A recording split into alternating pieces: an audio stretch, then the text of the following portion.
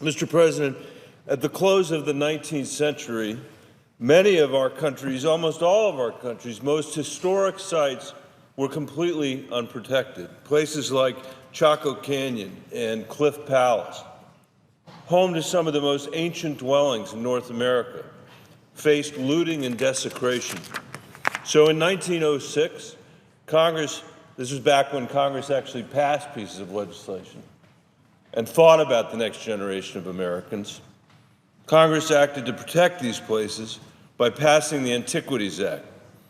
The act empowered presidents to preserve sites of cultural and historic importance and protect our most spectacular landscapes by designating them as national monuments. Using that authority, Teddy Roosevelt moved to protect places like Devil's Tower, Muirwood Forest, and even the Grand Canyon. Looking back, it's hard to imagine our country without those iconic places. It's hard to imagine our country without the legacy of those people who are thinking not between sound bites on the television, but across generations.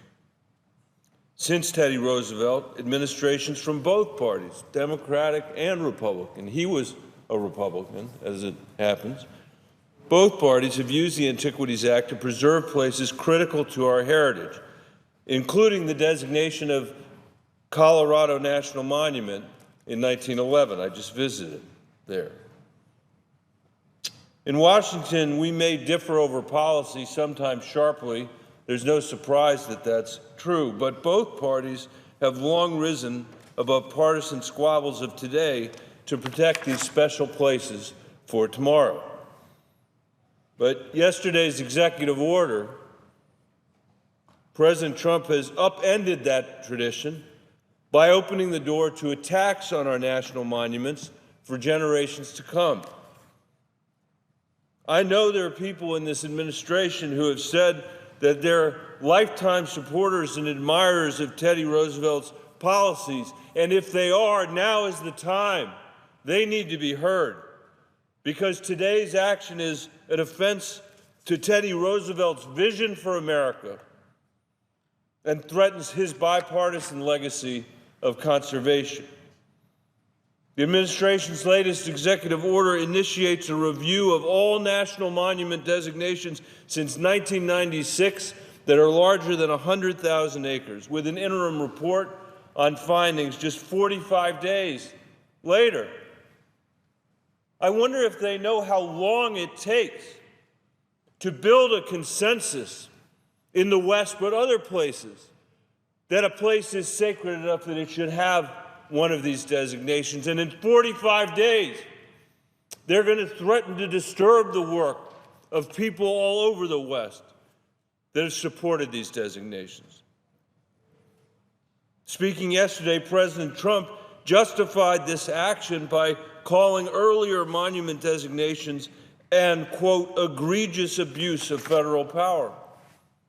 I wonder what he would call a Washington-led effort to undo protections for national monuments that enjoy deep support from communities all across the country, including in my state of Colorado. For all their rhetoric about Washington overreach, this administration and its allies in Congress seem to have no problem substituting their rash judgment for the thoughtful, community-driven designations of national monuments across the United States of America. Had they studied the issue at all, Mr. President, they would have learned that existing monument designations come from exhaustive consultation, hundreds of meetings over thousands of hours. Unlike this administration, Western communities did our homework. We laid the groundwork and paved the way for these designations, which leads me to wonder what the administration's review hopes to achieve. I would challenge anybody in the Senate to come down here to this floor and explain exactly how this 45-day review will uncover information that somehow our Western communities missed. They can't.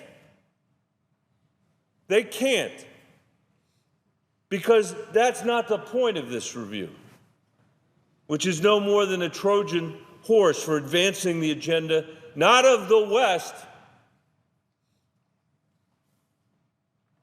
but for advancing the agenda of partisan think tanks and politicians in Washington instead of the real-world interests of Western communities.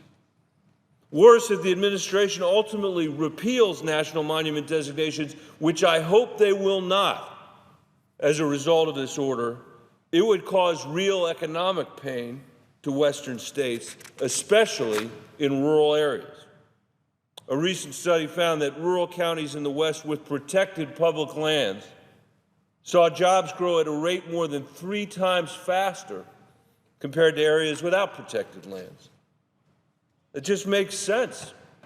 Just ask outfitters and guides near Browns Canyon, a national monument, or local business owners around Chimney Rock, a national monument,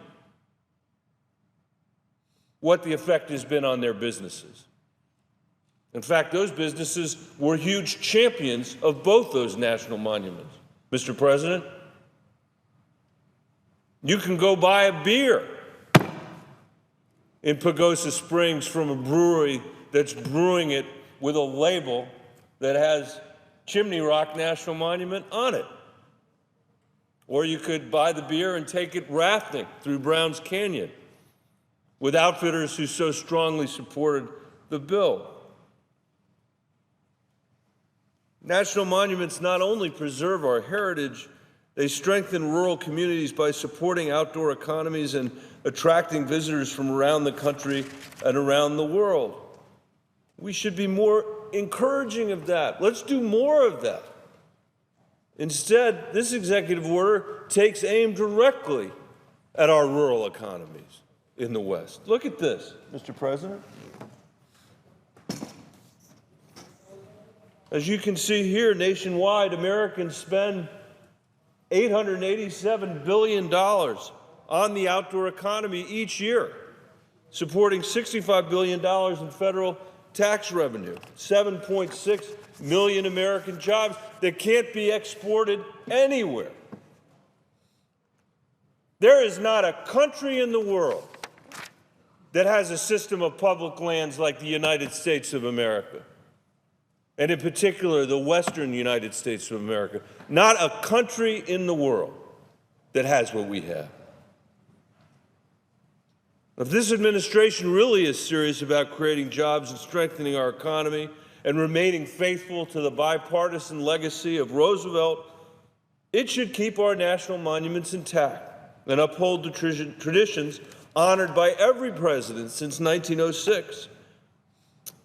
These are treasured places, Mr. President, and their value, even though they have a huge value in dollars and cents, their value goes far beyond the economic value. It goes to the heart of who we are as a nation. It goes to our cultural heritage and to the legacy we want to pass on from our grandparents to our grandchildren. Teddy Roosevelt called conservation, quote, a great moral issue, for it involves the patriotic duty of ensuring the safety and continuance of the nation. Mr. President, we must do our duty, our patriotic duty. And I will use every tool at my disposal to protect the Antiquities Act and our national monuments, because in the end, our character as a nation is revealed in what we choose to preserve now and for generations to come. Mr. President, I yield the floor, and I'd suggest the absence of a quorum.